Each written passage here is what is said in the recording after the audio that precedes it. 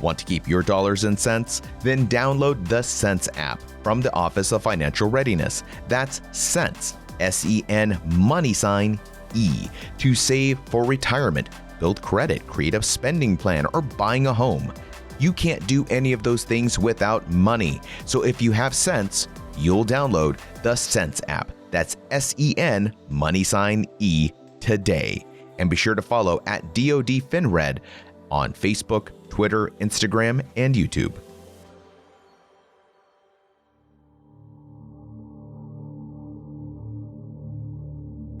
And welcome to another Fast Take. I'm Rod Rodriguez. I'm Jack Murphy. And it is that time of year again, buddy. It is Halloween. Pumpkin spice. Pumpkin spice, the leather boots. It's the Han Solo look. Yeah, the Han Solo boots. I have another name for them too that I'm not allowed to say on. We're not going to say that. I don't know what you're talking about. I have no idea what you're talking about, but it is pumpkin spice season, but it's also spooky story season. Look, I am a huge horror fan. Like, I love scary movies. The last good one that I saw that I can honestly say was like pretty disturbing was Hereditary, followed by Midsommar. Midsommar, not so much. It was kind of suspenseful and weird, but Hereditary scared the crap out of me. That was a really good one. But since then, I've been like getting duds of horror movies. So I saw Dune over the weekend, which is not a horror film. It's sci-fi, but it is creepy as hell, parts of it. That's what I've heard. I literally had a conversation just a couple of minutes ago about Dune. So, but yes, scary movies. Dune, not a scary movie, but highly recommend you go see it, apparently. I'm going to go check it out this weekend. But scary movies, scary stories. And last episode, folks, if you haven't already listened to it, what are you doing in this fast take? Like, go back and listen to the last episode and then come back, because we were talking about some restless Japanese spirits. And it's funny because we put out the bat signal. We asked our listeners for their ghost stories. And I can honestly tell you that 7 out of 10 ghost stories were about Japan, about Okinawa. I don't know what's going on there. History hasn't been kind to Japan, but a lot of stories coming out of that area, that region of the world. So that was the first part of the show. And the second part, we followed a ghost hunter along in her journey, trying to figure out whether or not she has made contact with the spirit of a dead girl that had been murdered. So she had captured some humming sounds.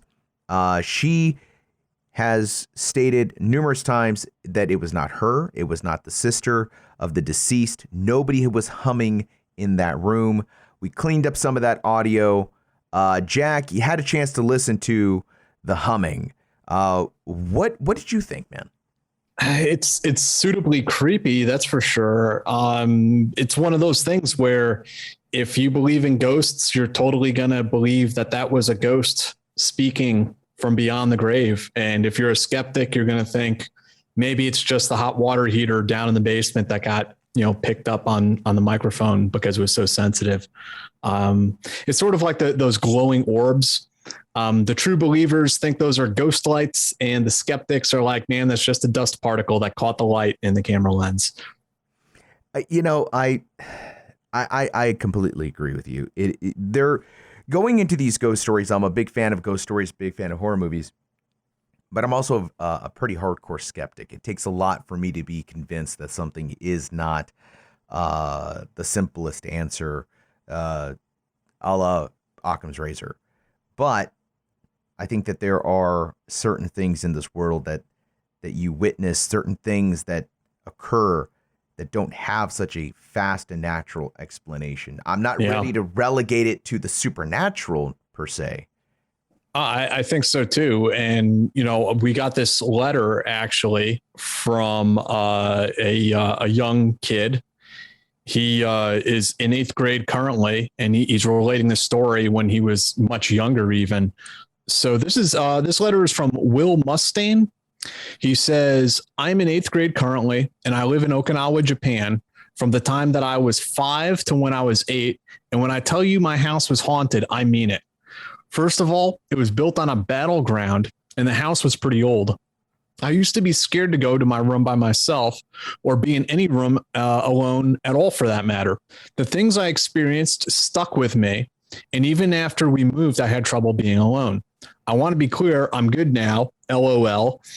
Now, before I say what happened, I want to say I was very young, but I can be certain that what happened really happened. So many people had similar encounters with stuff on my street. When you were alone, you always had a weird feeling or a cold chill. Many times you would see something out of the corner of your eye, and that's enough to scare anyone. But when I was asleep, I always heard whispers and footsteps, not down the hall or outside, really close. I also remember seeing lights spin around my room in an orb. Everything got warm. It was just really weird. I didn't experience anything more, but if it was something paranormal, it was pretty nice. Aside from freaking the crap out of me, it left me alone for the most part. But I will say in kindergarten, we were asked to draw something that we saw a lot, and I drew a man, a clear man. I said I saw it a lot in my room. Of course, my teacher told my mom. I don't remember seeing anything of that nature, but it does make you think. I can tell you that the fear I had to fight going to bed was most certainly real. Happy Halloween, Will Mustaine. Will, thanks for sending us an email. I think that is the youngest listener we've ever had. I think that's pretty cool. Will, thanks again for the email. What struck you about this email? I had a similar experience as a kid, and like you, I'm kind of a skeptic. I actually have kind of I guess maybe you could even say a complicated relationship with the paranormal, in the sense that there's a part of me, I was very interested in these things too when I was younger, and I read a lot about them. And even when I was in my 20s, I read a lot of books about like the Army's remote viewing program. I've always had sort of a fascination with those things, but I have also hardened and become very skeptical about some of the claims that get made about ESP, aliens, UFOs, ghosts, all that sort of stuff. I'm inherently skeptical about. But I can tell you that I had an experience as a kid very similar to Will's. I grew up in a house that was built probably sometime around like the 1850s or 1860s. And when I was around ages like 8, 9, 10, around that time frame, I fairly often, while I was in my bed trying to go to sleep, I would hear footsteps coming up the stairs from the first floor to the house up to the second floor where my bedroom was. And you could hear individual footsteps coming up the creaky staircase, like like very, you could distinguish each footstep as it got further and further up the staircase and then into the hallway, where it continued to and no kidding, on several occasions, those footsteps came right into my bedroom, like close enough to reach out and touch me. And I would hear those footsteps all the way coming up the stairs into the hallway, and then a few times right into my bedroom. Were you terrified? Was this like, oh my God, jump out of your bed experience, or were you calm about it? I was scared. Over time, it became common enough that I kind of knew what it was, and it never went beyond what I just described. I never had anything like harass me or hurt me or throw things at me or anything like that. So you sort of get the feel like, okay, this is weird, but it's not going to hurt me kind of thing over time. And that was just one of those childhood memories that I sort of tucked away. There was a one time where the lights went out in my room and I thought the power went out, but then when I went over, the light switch had actually been flicked down, and I believe I was in the house alone at the time that happened.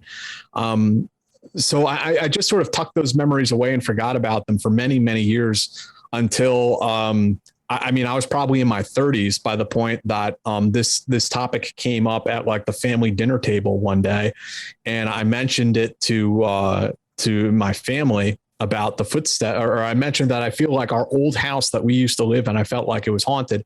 And my mother was like, "Oh yeah, the person coming up the steps at night." And I was like, "Whoa, wait a second. You heard that too?" And she was like, "Yeah." Yeah. So I wasn't the only one that heard that. Were you like, hey, how come nobody was going to tell baby Jack that there was a footsteps, maybe, talk to me about it. Yeah, you would think. It's funny because I think maybe a lot of people this story resonates with them because as a kid, we lived in this house in Tucson, and Tucson is always a constant 200 freaking degrees, right? And I had this room that no matter how hot it was, this room was Arctic cold. It was always freezing. And we had a swamp cooler. I mean, we weren't wealthy in, AC people. We had a swamp cooler, and it did not, it was not capable of doing this kind of extreme cold. It was always cold. And in that room, you always had this like a feeling, like a electrical kind of buzz, kind of a feeling like sometimes you weren't alone. I had friends that would come over and be like, dude, your room is weird, man. Like they didn't like it. And I agreed with them. Like, why am I sleeping in here? Why? Because we were poor and that was my room. So I had to suck it up, ghosts, demons or not. But I do remember. Your mom's like, yeah, just suck it up. It's just El Diablo. Yeah. It is what it is, Rod. What do you want us to do? Move? Good luck. And I just kind of sucked it up and dealt with it. But I do remember you would lay down. If I would be laying down and I could hear music. Oh, wow. Like low, like super, super, super low. But I could hear music. And it was like old timey, like 20s, like that, like the swinging 20s crap. And I'm like, what's Gatsby doing in here? Like, what is happening right now? But it freaked me out. And then I had an uncle who lived with us for a week, and I'm in the front room sleeping on the couch, and he's in my room, and he would come out and be like, hey, are you watching TV? I'm like, no, I'm trying to sleep. And he's like, I'm hearing music and it sounds like it's coming from out here. And I'm like, nah, man. Sorry, Theo. That's the ghost that lives in my room. I probably should have mentioned that before he decided to kick me out and put me on the on the couch. So you get to deal with El Diablo. I might get an actual week of good sleep. But these kinds of stories, if you ask anybody, they'll tell you about some type of ghostly experience, a brush with the supernatural, I think. Yeah, it's funny. Yeah, you mentioned that. Like when I was in Ranger school, I had auditory hallucinations. Like, a lot of people in Ranger school, because of sleep deprivation and all of that, have even visual hallucinations. Like I talked to one captain talking about how he was so sleep deprived he thought his patrol base was getting attacked by the Kool-Aid man. The big jug of Kool-Aid was attacking his patrol base in the night. I never saw anything. I never had a visual hallucination, but I heard, I would hear techno music and electronic music patrolling around the woods and stuff like that. And it is weird as hell. So stories, we all have them, whether they're auditory hallucinations. And the thing about that Kool-Aid man is, we can laugh about that because we know it's a hallucination because of yeah. But at the time, for that guy, it makes perfect sense. In that moment, it is a perfectly reasonable thing that the Kool-Aid man is attacking your fob. But these are stories. These are, again, this is a testament to the human mind. We can see things that aren't there. We can hear things that aren't there. But then you've got like audio of somebody humming.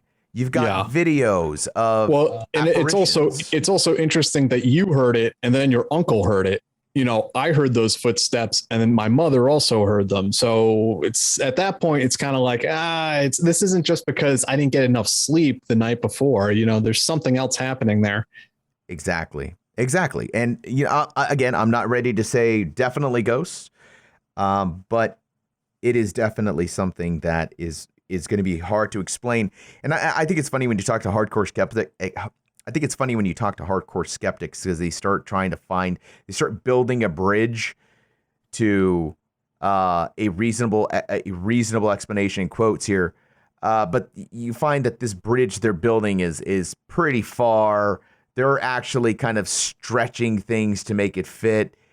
I don't know, man. I don't know what to do with the idea that ghosts could exist. I mean, what if we were to have a scientific study tomorrow and a paper proved like, oh, yep, life after death? Well, what does this mean for any of us? What do we do with that information? Yeah, I mean, I'm again the hardcore skeptic and realist. I mean, I don't believe in spirits and there's something from the great beyond coming. I think if it is real, if there is some sort of phenomena, I think it's us. I think it's our minds that are creating effects.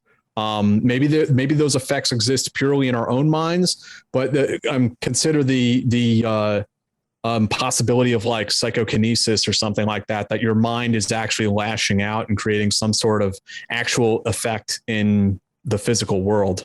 I think that's much more plausible than, spirits from heaven or whatever it is. And once again, you have to go and poo-poo on everyone's. Look, I can't get you to think about aliens. I can't get you to think about UFOs. And now you're like, ghosts. Nah, it's all in your head too.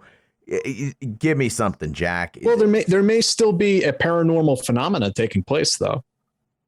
Oh, so maybe our brains are maybe projecting. Right, like you're creating the apparition. Okay. You're creating the poltergeist. That's better. I like that. I'm on board with that. I can get behind that. That's exciting. That makes life far more interesting than it can be at times. Yeah. So, folks, surprise, surprise, this fast take isn't going to be fast. I think you and I have done one fast take that was under 30 minutes.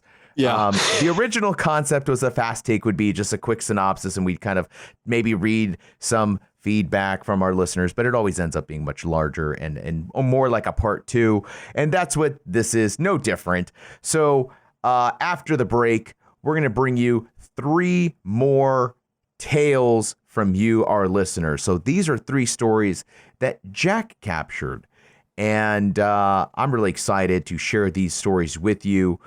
Jack, what are they going to hear after the break?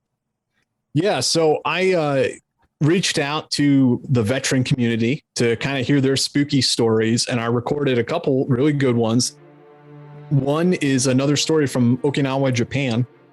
And this service member went ghost hunting. There's a notorious murder house on the post where a service member had allegedly murdered his family. And they went in there looking for something strange, and he got a little bit more than he bargained for. And then the second story is from another service member from his time deployed to Iraq. And he saw something, and all of his teammates saw something in the sky that appears to defy the laws of physics. And his entire chain of command was in a bit of an uproar that they didn't have control over their airspace because of it. Folks, all that and more after the break. Are you a military spouse? MilSpouse Money Mission educates and empowers those whom service members rely on most. So if you're the household 6, captain of the homestead, leader of the domicile, check out MilSpouse Money Mission from the Office of Financial Readiness. Also, they have an app, Sense app, SEN money sign E, to save for retirement, build credit, create a spending plan, or buying a home. If the last year taught us anything, it was how important it is to save for a rainy day or a COVID year. So if you have any sense, you'll download the Sense app. That's SEN money sign E today. And be sure to follow at DoD FinRed on Facebook, Twitter, Instagram, and YouTube. Okay, so I'm Avi Radica. I was a corporal at the time, and I was in that peacekeeping unit between the Egyptian-Israeli border, and I was with the 82nd at the time.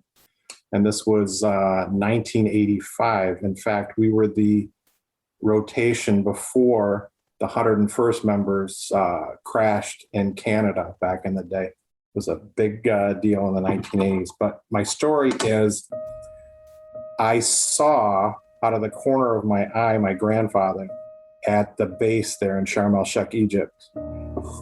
Now, I didn't attribute it to anything mystical or anything because I had done about 3 weeks of 2 on, 4 off guard duty. And I had not had a lot of sleep, but out of the corner of my eye, I saw an old guy wearing the same farmer's clothes that my grandfather wore. It was, overalls. He had a button-down shirt and a John Deere cap. And then when I looked, after about a half a second, he went away. And he appeared to me in several dreams within the next couple of days. Well, the first dream I had, he went to everybody in my family who were lined up at his farm. And when he got to me, I was screaming. I was like, "Oh my God, you're dead. Get away from me." And then I woke up like I just had a heart attack, but I was only like 19 at the time. And then again, the next night, I had a dream that he came to all of us. This time it was inside his barn at the farm. And he went to everybody and they're talking. And then he came up to me and I said, "Are you ever coming back?" And he said, "No, but I'll see you this way." But it never happened again after he said that.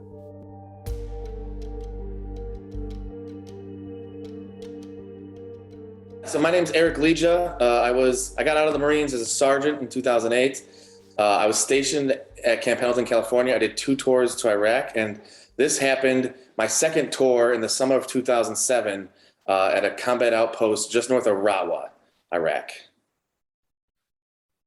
So we saw some really creepy stuff in the sky. I'm not like normally a believer in aliens, but it was definitely, I would say it's a UFO because it was unidentified in the sky. And to set the stage was basically, we were doing shifts. I was there with Romeo Battery, 5th Battalion, 11th Marines, the artillery battery. And we were doing, my particular team was doing shifts on the gun line and then monitoring a radar in the COC and then a shift of post and a shift of rest. And I was getting up for my shift in the COC. So it was evening, the sun was about to go down, and it's a big shift change. So a bunch of Marines are outside, the hooches, brushing their teeth with water bottles and shaving and shooting the shit. And all of a sudden everyone starts looking up, and I thought, okay, maybe like a cool helicopter's coming or something. I look up and there were these, it was at least 3, maybe 4. They looked like star. When you see a satellite and it looks like a star and it's like moving really slow. Yeah, it looked like that, but there was a formation of them of 3, and the lead dot of light or whatever it was had it looked like jet plumes coming around it, like it was either going really fast or something. And this thing was like careening through the sky, but it wasn't just going in a straight line. It was sort of zigzagging, so it looked wild. And everybody was sitting there wondering what it was. Looked like way too fast for a helicopter. And everyone starts joking about it, saying it was a missile and stuff. And then all of a sudden, another light came from way out of nowhere, came screaming across the sky, joined this formation of lights, and then the whole shebang, the whole triangle of lights just rocketed across the sky and disappeared. It's unfathomably fast. When after we saw that, and everyone's like, "Oh shit, what was that? That's crazy!" And then I went to go do my shift in the COC.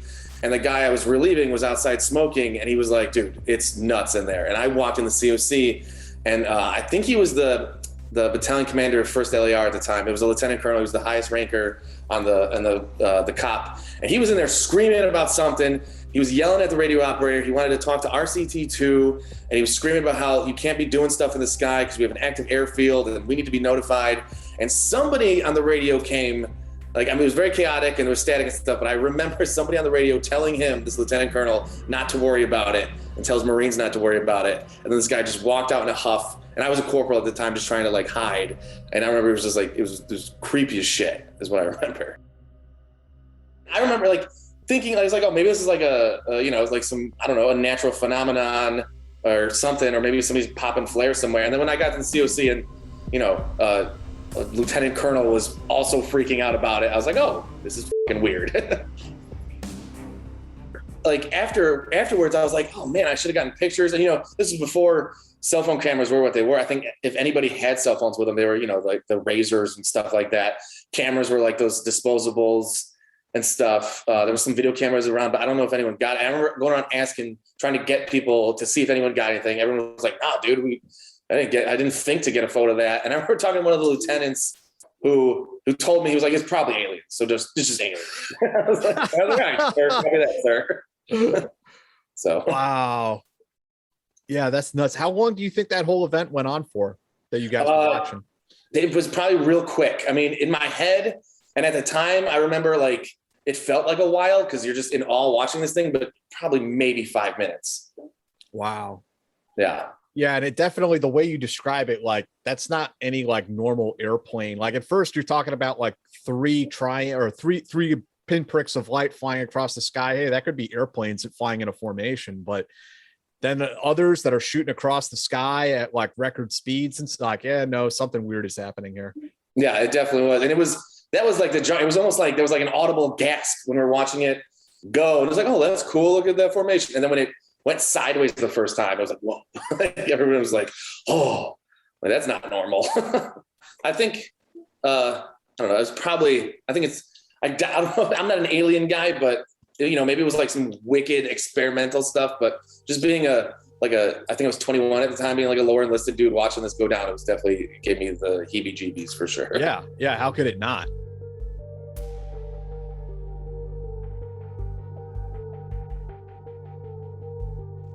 All right. So Joe, lay it on us. What happened? What did you experience you felt was unsettling? This occurred on Okinawa, Japan at Kadena Air Base, and it was my first duty station.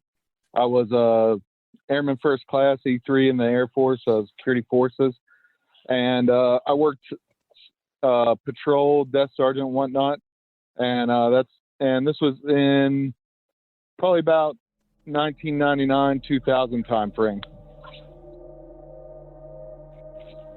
So the backstory we were told is that there was a house on base that was, like most base housing, unassuming, single-story stucco buildings. And this house had a history of 2 murders in it. And the first one, it was in officer housing, and a major had killed his family and then died by suicide himself, which, while unfortunate, domestic violence isn't unusual, and they got another family in there after it was cleaned up and made right. That family got moved in, and it was a young captain, and after a while he had started looking unusual at work, disheveled, not sleeping well, and folks were asking about him. They were concerned about him, and he said it was the house that he was bothered by. And after a time, the situation didn't get better, and one night he calls one of his coworkers and says that he's got to get out of the house immediately, and they would try to get him out the next day, but whenever they came by, no answer on the phone, and it turned out he had done the same thing. He had murdered his wife, son, and then himself. So after that happened, they apparently cleaned the house out and shut it down. So being security forces, we worked the midnight shift graveyards from 6 p.m. to 6 a.m.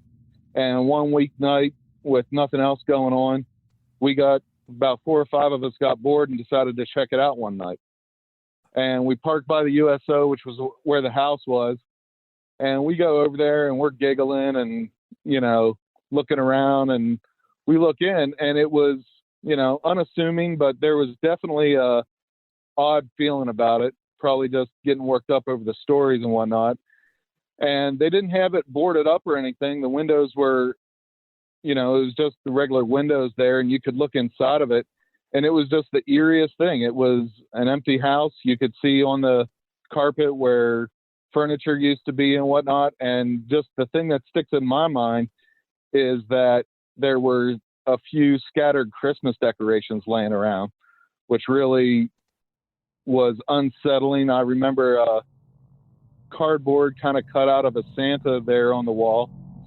And as we were getting ready to leave, I shined my flashlight down a hallway, and in the back of the hallway, there was a dark silhouette of a human shape, just ink jet black, and it just moved across the back of the hallway. Now, whether that was my overactive imagination or some sort of demon or spirit, I'll let that up to folks to decide for themselves. But all I know is I ran the hell out of there as fast as I could, and I never went near that place again. So that's my own personal experience with the murder house on Okinawa.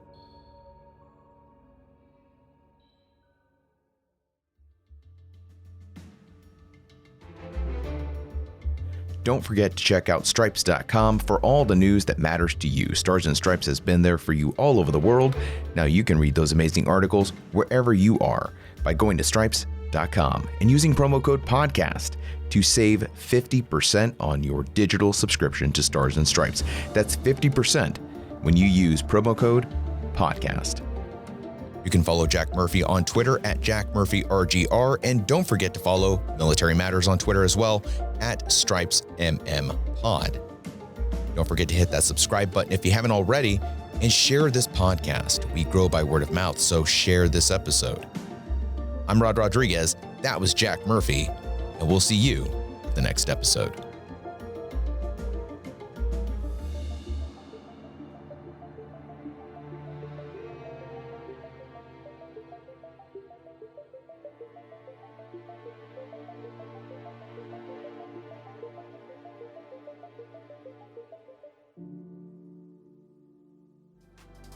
Did you know that the Office of Financial Readiness has an app? Download Sense App. That's SEN money sign E. Sense App has the information you need for saving for retirement, building credit, creating a spending plan, or buying a home. FinRed has the tools you need. Download Sense App for tips on the go and follow at DoD FinRed on Facebook, Twitter, Instagram, and YouTube.